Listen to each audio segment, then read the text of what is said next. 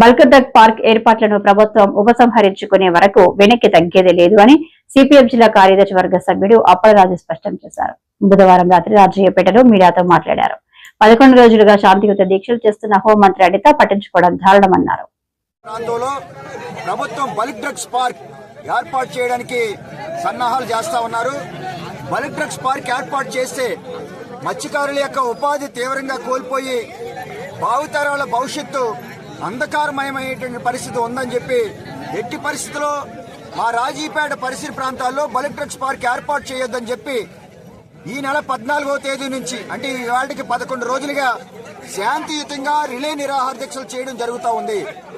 ఒక పక్క రాష్ట్ర అసెంబ్లీ సమావేశాలు జరుగుతూ ఉన్నాయి. ఈ రాష్ట్రంలో అనకాపల్లి జిల్లాలో పాయకరాపేట నియోజకవర్గంలో ఒక పెద్ద పోరాటం. 10,000 మంది మత్స్యకారులు నివసిస్తున్నటువంటి ఈ గ్రామంలో శాంతియుతంగా జరుగుతున్నటువంటి ఈ పోరాటం పట్ల ఈ పాయకరాపేట నియోజకవర్గానికి ప్రాతినిధ్యం వహిస్తున్నటువంటి రాష్ట్ర హోంమంత్రి గారు రాష్ట్ర అసెంబ్లీలో కనీసమైనటువంటి మాట కూడా మాట్లాడలేదు. అసెంబ్లీలో అనేక రకాల సమస్యల మీద చర్చలు జరుగుతూ ఉన్నాయి. చిన్న చిన్న సమస్యల మీద కూడా చర్చలు జరుగుతూ ఉన్నాయి.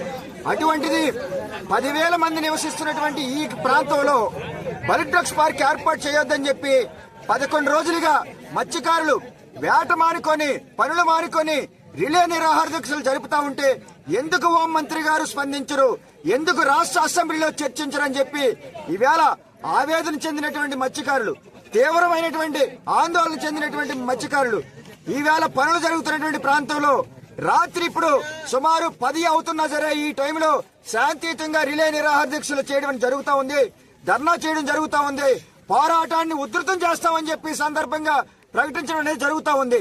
వెంటనే రాష్ట్ర హోంమంత్రి గారు స్పందించాలి, మత్స్యకారులకు న్యాయం చేయాలి. ఎందుకంటే ఈ నియోజకవర్గంలోనే అత్యంత పెద్ద సమస్య ఇది. ఆమెకి బాధ్యత ఉంది. పాయకరాపేట నియోజకవర్గంలో ఉన్నటువంటి 4 మండలాల్లో అన్ని గ్రామాల కంటే అత్యంత మెజార్టీ ఇచ్చి గెలిపించినటువంటి రాజీపేట గ్రామం. ఈ గ్రామ ఆడపిల్లగా ఆమెని స్వాగతించారు, అభిమానించారు, హక్కును చేర్చుకున్నారు, ఆశీర్వదించారు. అటువంటి మత్స్యకారులకి ఈ రకంగా దగా చేయడం, ఈ రకంగా అన్యాయం చేయడం సరైనది కాదు. రాష్ట్ర హోంమంత్రి గారు స్పందించాలి. మీకు బాధ్యత ఉంది. మత్స్యకారుల జీవితాలను కాపాడాలి, ఉపాధిని కాపాడాలి అని చెప్పి సందర్భంగా డిమాండ్ చేస్తా ఉన్నాం. మీరు గాని వాళ్ళు ఎన్ని రోజులు కూర్చుంటారు, వాళ్ళే లెగ్స్ వెళ్ళిపోతారు అని చెప్పేసి అనుకుంటే ఈ పోరాటం ఆగేది కాదు. మత్స్యకారులందరూ కూడా నిర్ణయించుకున్నారు. న్యాయం జరిగే వరకు ఈ పోరాటాన్ని ముందుకు తీసుకెళ్తాం. పోలీసు వారు చెప్తా ఉన్నారు కేసులు పెడతామని. ఇప్పటికే ఈ 14 రోజుల్లో 35 మంది మీద కేసు పెట్టారు. ఇంకో 300 మంది మీద కేసు పెట్టమనండి, ఇంకో 3,000 మంది మీద కేసు పెట్టుకోండి. కానీ వెనక్కి తగ్గేది లేదు. ఇది మత్స్యకారుల యొక్క జీవన మరణ సమస్య. కాబట్టి ప్రాణాలైనా అర్పిస్తాం, కానీ ఎట్టి పరిస్థితుల్లో ఇక్కడ బల్క్ డ్రగ్స్ పార్క్ ఏర్పాటు చేయడానికి అంగీకరించాం. ఎందుకంటే ఇక్కడ బల్క్ డ్రగ్స్ పార్క్ ఏర్పాటు చేస్తే భావితరాల భవిష్యత్తు సర్వనాశనం అయిపోద్ది. మత్స్యకారులు అనే వాళ్ళు మనుగడ కోల్పోతారు. ఈ 10,000 మంది రాజీపేట గ్రామస్తులు గ్రామాన్ని ఖాళీ చేసి వెళ్లిపోవలసినటువంటి పరిస్థితి ఏర్పడుతుంది. కాబట్టి ప్రాణాలైనా అర్పిస్తాం, గానీ ఎట్టి పరిస్థితుల్లో బల్క్ డ్రగ్స్ పార్క్ ని ఇక్కడ ఏర్పాటు చేయనీయం. ఎన్ని రోజులైనా పోరాడతాం. వెంటనే ప్రభుత్వం స్పందించాలి.